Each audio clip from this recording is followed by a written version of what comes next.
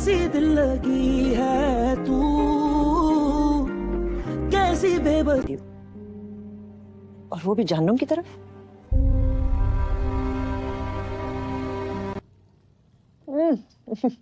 दे newly weds, अभी तो शादी हुई है। Still figuring it out. कैसे करती है एतबार, जब एतबार माफी मांगने वाले नहीं तोड़ा था, और एक बार जब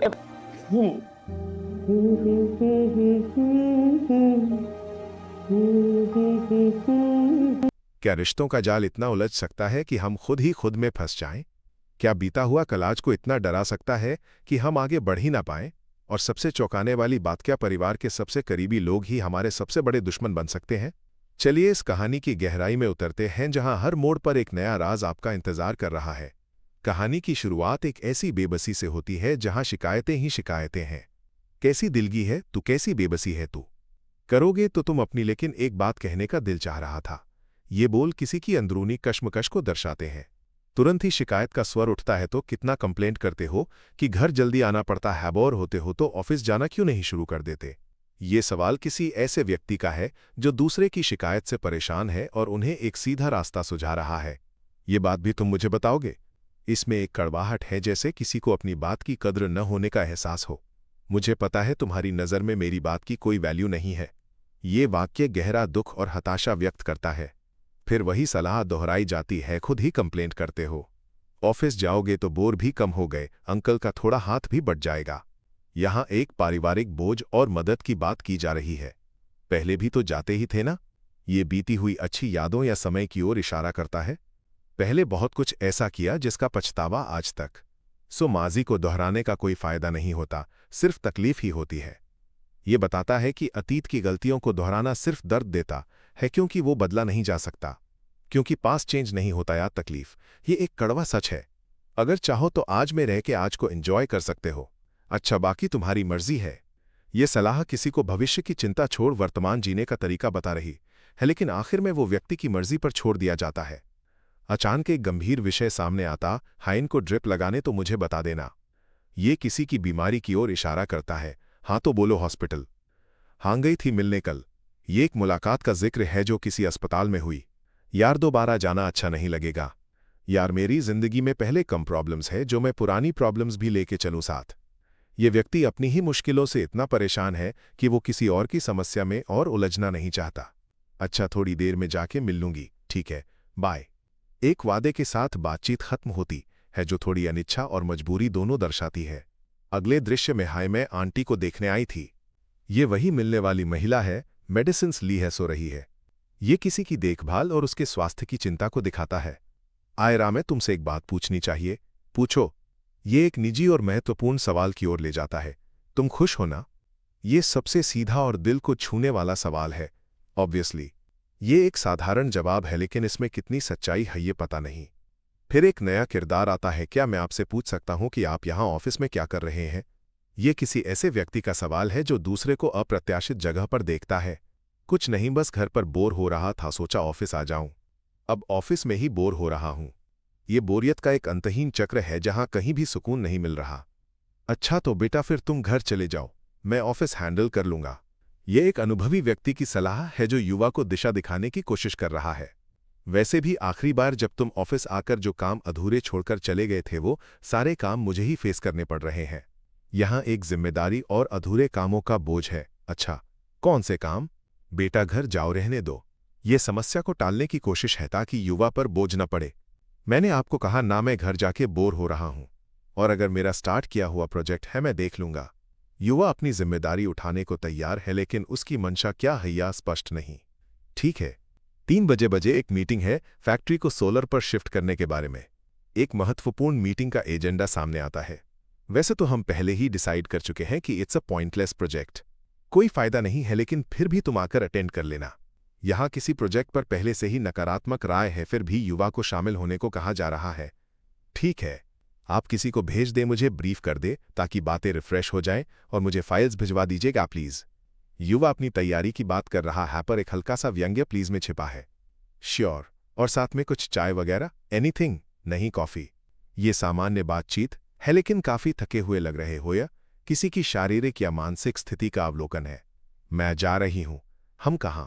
तुम बता के आते जाते हो। ये एक झल्लाहट भरा सवाल है जो दूसरे व्यक्ति के व्यवहार से परेशान है। मैं ऑफिस से आ रहा हूं, उसे बताने की बात है।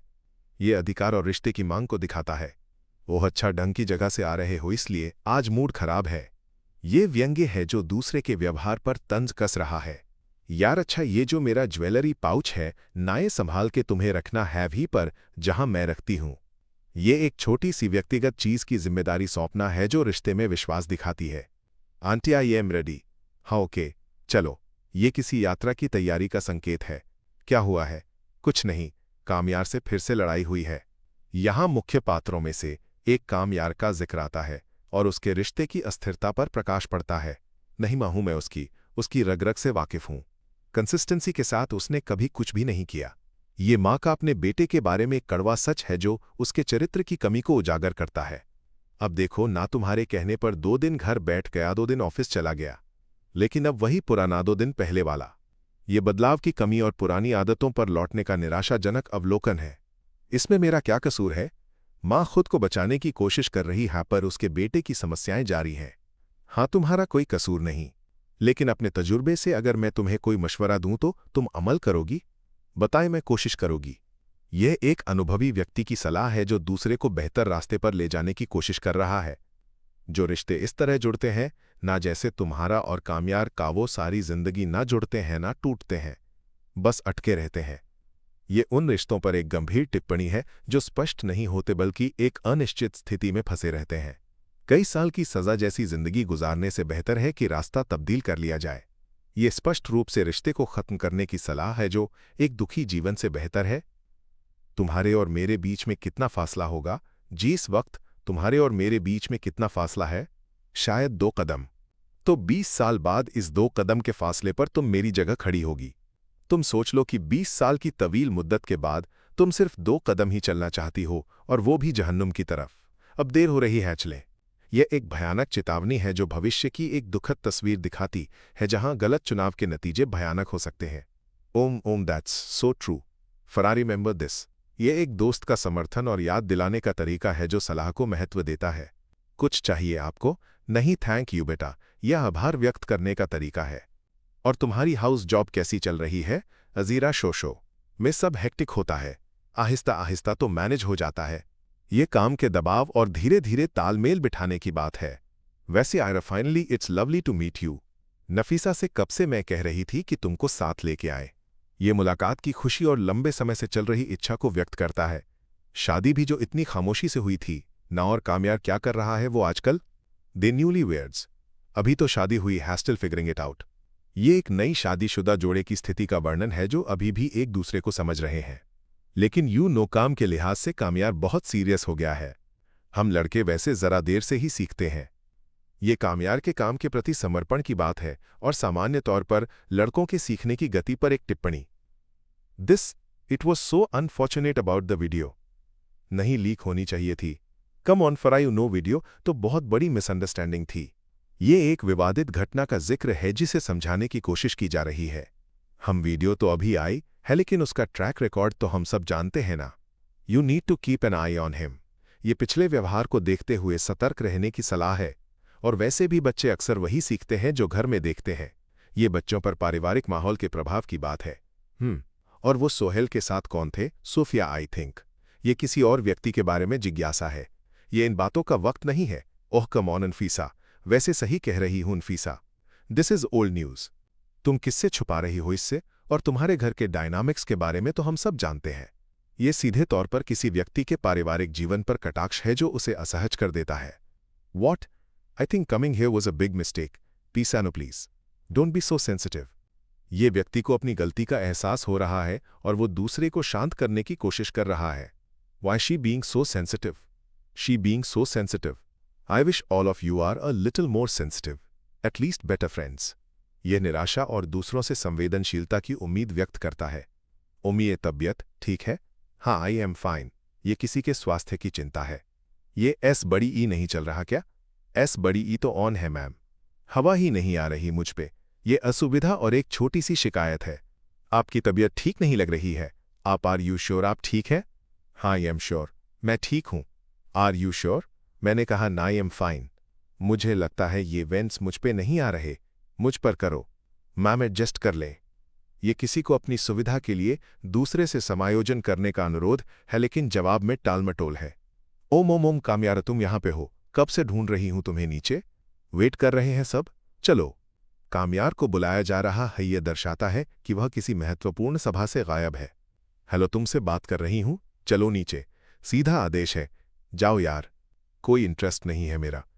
कामयार अपनी उदासीनता व्यक्त करता है। इंटरेस्ट नहीं है तो यहां क्या कर रहे हो। बैठा हुआ हूं। ये उसके अलगाव और अरुचि को दर्शाता है। कोई प्रॉब्लम है तुम्हें मुझसे। एक बात पूछो। ये सीधे तौर पर मन की बात पूछने का प्रयास है। अभी जो बात पूछी थी उसको पूछने से पहले कुछ पूछा था। ये पिछले संवाद पर एक सवाल है जो किसी अनसुलझे मुद्दे की ओर इशारा करता है। जब से तुम्हारी शादी हुई है तुम उलझुलझे रहते हो यार। ये शादी के बाद आए बदलाव और कठिनाइयों का सीधा उल्लेख है। जब खुश नहीं हो तो खत्म करो यार। कब तक वो बनने की कोशिश करोगी जो तुम हो ही नहीं। ये सलाह किसी को अपनी असली पहचान अपनाने और नकली जीवन जीने से रोकने की है। तुमने मुझसे पूछा था ना, मुझे इंटरेस्ट नहीं है, मैं क्यों यहां पर आया हूं। गलती कर दी मैंने यहां पर आकर। इन सारे लोगों के बीच में बैठकर भी अकेला फील कर रहा हूं मैं। ऐसा लगता है किसी को जानता ही नहीं हूं मैं। एलियंस लगते हैं सारे मुझे, और यहां तुम मुझे एलियन लग रही हो। कामयार अपनी भावनाओं को खुलकर व्यक्त कर रहा है। वह अकेला और अलग थलग महसूस कर रहा है। कोफ्त तो हो रही हो मुझे तुम सबके साथ। खुश तो तुम तब भी नहीं होते जब तुम आयरा के पास होते हो। दो कश्तियों में सवार नहीं हो सकते कामयार, एक चूज करनी पड़ेगी तुम्हें। यह स्पष्ट रूप से दो रिश्तों के बीच फंसे कामयार को एक को चुनने की सलाह है, और ये भी कि वो आयरा के साथ भी खुश नहीं है। फ्रैंकली कामयार, मैं आयरा का बुरा नहीं चाहती, बल्कि उससे ज्यादा मैं तुम्हारा बुरा नहीं चाहती। पर तुम खुद सोचो, अपने बारे में सोचो, उसके बारे में सोचो। क्या तुम रह सकते हो उसके साथ। ये सलाह देने वाला व्यक्ति कामयार की भावनाओं और उसके भविष्य की परवाह करता है और उसे निर्णय लेने के लिए प्रेरित करता है। और ये जो लोग जिनसे तुम्हें कोफ्त हो रही है, तुम्हें बुरे लग रहे हैं, इनको ऐसा बनाने में ना सबसे बड़ा हाथ तुम्हारा है। तो जाओ यार यहां से, अपने काम से काम रखो। मुझको चिल्लाने से ना सच नहीं बदलेगा। तुम्हें जिंदगी चूज करनी पड़ेगी जिसमें तुम और आयरा सुकून से रह सको। ये एक तीखा सच है कि जिन लोगों से वो परेशान है वे उसके व्यवहार का ही परिणाम है, और उसे एक ऐसा रास्ता चुनना होगा जहां वह और आयरा दोनों सुकून से रहे। मैं ही चले जाता हूं, कामयार निर्णय लेता है। से aunty, are you okay. Aunty, आपने अभी दवाई ली है तो मैं क्या करूं। इतनी कोशिश की है मैंने, इतनी कोशिश की है, लेकिन मुझे अकेले की कोशिश करने से क्या हो जाएगा। सब कुछ बिखर गया ना, खत्म हो गया घर, खत्म हो गए रिश्ते, और इस सब की अकेली कसूरवान मैं हूं। ये व्यक्ति खुद को घर और रिश्तों के टूटने का जिम्मेदार मान रहा है, और ये एक गहरा भावनात्मक दर्द है। ऐसा नहीं हूं, ऐसा ही है। ये खुद को समझाने और सच्चाई को स्वीकारने का संघर्ष है। मैंने जब भी मुस्तकबिल को चेंज करने की कोशिश की, हेमाजी सामने आ जाता है। इतनी कोशिश की, भुलाने की कोशिश की। ये अतीत के बोझ से उबरने की असंभवता का वर्णन है। पानी पी ला प्लीज, प्लीज पानी पी ले। ये किसी की देखभाल और आराम देने की कोशिश है। पुरानी बातों को याद करके माजी बदल तो नहीं सकता ना। पुरानी बातें याद करके सिर्फ आपको तकलीफ ही होगी। यह एक सांत्वना है जो अतीत को भूलने का सुझाव देती है। अभी क्या आपको लगता है कि आप अंकल को कभी माफ कर पाएंगे। ये भविष्य की ओर एक सवाल है जो क्षमा की संभावना पर केंद्रित है, दिल से नहीं। मुझे नहीं पता कि मुझे कुछ कहना भी चाहिए अभी कि नहीं, पर इफ इट हेल्प्स, मैंने अपने एक्सपीरियंस से सीखा है कि अगर आपको लगे कि सामने वाला बंदा दिल का साफ है, अच्छा है, अगर दिल से ऐसी आवाज आए तो उस इंसान को एक मौका जरूर देखना चाहिए। लेकिन अगर आपको लगे कि उस इंसान में ऐसी कोई अच्छाई नहीं है कि उसको मौका दिया जाए तो बिल्कुल ना दे। जिंदगी में आगे बढ़े। यह एक गहरी सलाह है जो अनुभव पर आधारित है, और यह निर्णय लेने में मदद करती है कि किसी को मौका देना चाहिए या नहीं। आंटी, बाहर वालों का क्या, उनको तो शौक है बातें करने का। आप उनकी टेंशन ना, उनको मौका चाहिए कुछ भी कहने का। लेकिन इंपॉर्टेंट बात यह है कि आप क्या चाहती हैं। आप कैसे जिंदगी गुजारना चाहती हैं, किधर रहना चाहती हैं, किसके साथ रहना चाहती हैं। ये बाहरी दुनिया की बातों को नजरअंदाज करने और अपने भविष्य पर ध्यान केंद्रित करने की सलाह है। आप एक स्ट्रांग औरत हैं, लेकिन स्ट्रांग होने का मतलब यह नहीं है कि आपको दुख महसूस नहीं होता। आपको भी दुख हो सकता है, और आप अकेला इसलिए फील करती हैं क्योंकि आप इतने सालों से अकेली बर्दाश्त कर रही हैं अपने दुख को, और अब वो दुख, वो दर्द गुस्से में बदल गया है। लेकिन अभी भी आप जो चाहें चूज कर सकती हैं अपने लिए। ये किसी की आंतरिक शक्ति को पहचानता है, साथ ही उसके भावनात्मक दर्द को भी स्वीकार करता है, और उसे अपने भविष्य का चुनाव करने का अधिकार देता है। अगर आप चाहती हैं कि आप इस तकलीफ से दूर चली जाएं, अगर ये तकलीफ आप और बर्दाश्त नहीं कर पा रही, and so you can walk away from it, you can, it's your choice. लेकिन अगर आपको लगता है कि आप अपने रिश्ते को एक और मौका दे सकती हैं, आप कोशिश जरूर कीजिएगा। ये दो रास्ते सुझाता है, या तो तकलीफ से दूर चले जाएं या रिश्ते को एक और मौका दे। कोशिश करना बहुत आसान है ना? नहीं, सही कह रही हैं, आसान नहीं है, बहुत मुश्किल है। बार बार माजी सामने आ जाता है, तख्यादे सामने आती हैं, लेकिन फिर भी कुछ तो चूज करना है ना। जिंदगी में आगे भी तो बढ़ना है ना, इधर ही तो नहीं रह सकते। मैंने भी चूज किया, मेरे पास भी चॉइस थी। आप मेरा रिलेशनशिप देख लें, मैं एक ऐसा रिश्ता निभा रही हूं जो शायद सिर्फ मैं ही चाहती हूं, लेकिन मैंने ये अपने लिए चूज किया है। मैं चाहती तो सारी जिंदगी अपने किए से नजर चुराकर रह सकती थी या अपने हिस्से की कोशिश कर सकती थी। तो मैं कोशिश कर रही हूं, नतीजे का मुझे पता नहीं है, लेकिन उम्मीद है आप भी कुछ भी चूज कर सकती हैं। You div to be happy. ये व्यक्तिगत अनुभव साझा करके प्रोत्साहन देना है कि हर किसी को खुशी का हक है और चुनाव करने की शक्ति है। आपने खाना नहीं खाया मैम, खाना नहीं खाया आपके लिए। माय रब, आई एम सॉरी। किस बात के लिए? ये देखभाल और पछतावे का इजहार है। मुझे इस तरह तुम्हारे सामने ब्रेकडाउन नहीं करना चाहिए था। ये अपनी कमजोरी को स्वीकारना है, कुछ नहीं होता। स्ट्रांग होने का मतलब ये नहीं है कि आपको कभी दुख नहीं होता, और रोने का मतलब ये नहीं है कि आप वीक हैं। ये भावनात्मक स्वीकार्यता और समर्थन है। तो फाइन जी अंकल, आपने बुलाया? हानफिसा तबीयत ठीक नहीं है उसकी। क्या? आपको कैसे पता चला? नहीं, वो उसकी बिल्लियां बाहर हैं काफी देर से, और रात का खाना भी वो नहीं खाती है इतनी देर। जी थोड़ी सी तबीयत खराब है, लेकिन उन्होंने दवाई ले ली है, बस खाना खा के रेस्ट करेंगे। ये किसी की देखभाल और उसकी सेहत की चिंता को दर्शाता है, भले ही वो सीधे तौर पर न कह रहा हो। ओके ठीक है, तुम मिलकर आओ तो मुझे बता देना। ये सलाह है कि मिलने के बाद सूचित करें। आप नहीं जाएंगे पूछने? नहीं, वो अच्छा नहीं लगता उसे। आई एम श्योर उनको बहुत अच्छा लगेगा। मैंने ट्राई किया है पहले काफी बार, उसे अच्छा नहीं लगता है। ये दो अलग अलग दृष्टिकोण हैं। एक सीधे मिलने की वकालत कर रहा है, दूसरा सामने वाले की संवेदनशीलता का हवाला दे रहा है। अंकल मेरी बात माइंड मत कीजिएगा, लेकिन अगर काफी बार कोशिश की है तो कुछ बार और सही। कोशिश तो कामयाबी पे ही रुकनी चाहिए ना। ये दृढ़ता और उम्मीद का इजहार है कि लगातार कोशिश से सफलता मिल सकती है। मैं बता दूंगी। Thank you. बातचीत समाप्त होती है। क्या मैं अंदर आ सकता हूं? आना चाहो तो आ सकते हो। ये एक खुला निमंत्रण है जो रिश्ते में एक बदलाव का संकेत देता है। तबीयत कैसी है तुम्हारी? तुम्हें किसने कहा मेरी तबीयत खराब? किसी ने कहा? नहीं, मैं ऐसा समझा। यह गलत फहमी और अनुमान का इजहार है। समझ ही तो नहीं पाए तुम। शायद तब नहीं समझ पाया, मगर अब समझ लेता हूं। गलत और सही में फर्क कर लेता हूं। ये आत्मस्वीकृति और बदलाव का एक मजबूत संकेत है। कितनी देर लग गई तुम्हें? इतनी देर में लोग सांस लेना कितना मुश्किल कर देते हैं, अंदाजा है तुम्हें? लोगों के अल्फाज दिल चीर कर रख देते हैं। जिंदगी जीना बहुत मुश्किल हो जाता है। लोगों की बातों पर ध्यान देकर एक उम्र जाया कर दी। एक बार माफी मांगने वाले पर भी एतबार कर लिया होता। ये लंबे समय से चले आ रहे दर्द, उपेक्षा और पछतावे का इजहार है, और माफी की एक उम्मीद। कैसे करती है एतबार? जब एतबार माफी मांगने वाले ने ही तोड़ा था, और एक बार जब एतबार टूट जाता है ना तो दोबारा नहीं जुड़ता। ये टूटे हुए विश्वास को दोबारा जोड़ने की कठिनाई को बताता है। माना कि पहले जैसा जुड़ नहीं सकता, पर इस टुकड़े टुकड़े हुए एतबार को सिया तो जा सकता है ना। थोड़े टांके में लगा दूंगा, थोड़ा रफू तुम कर देना, उसके बाद रिश्ता जैसा जैसा भी हो पहले से तो बेहतर ही होगा। ये रिश्ते को सुधारने का एक व्यावहारिक और आशावादी प्रस्ताव है, जिसमें दोनों की भागीदारी की आवश्यकता है। बस एक मौका और। अगर दोबारा तोड़ दिया एतबार, तो ये एक अंतिम चेतावनी है जो रिश्ते की नाजुकता को दर्शाती है। बिजनेसमैन हूं, इतना घाटा होने के बाद अब मजीद नुकसान का सौदा नहीं कर सकता। ये एक व्यावसायिक दृष्टांत के माध्यम से रिश्ते की अहमियत और उसके संभावित नुकसान को बताता है। दरवाजा बंद नहीं किया आज। कोई नया ड्रामा करने का मूड है ना? कुछ बोल क्यों नहीं रही हो? ये क्या कर रही हो? अरे क्या था ये? क्या? कुछ नहीं। ये एक तकरार का दृश्य है जहां संवाद की कमी ही एक समस्या बन जाती है। तो फिर क्या? कोई जहनी मसला है? नहीं, ये भ्रम और निराशा है। जब कुछ कहो तब मसला है, जब कुछ न कहो तब भी मसला है। ये रिश्ते में एक ऐसे बिंदु का वर्णन है जहां कुछ भी गलत हो सकता है। बस तुम्हें लड़ता हुआ देखता हूं। आज तुम्हें खामोश देख रहा हूं तो हैरान तो होऊंगा नहीं। ये दूसरे के व्यवहार में बदलाव पर आश्चर्य व्यक्त कर रहा है।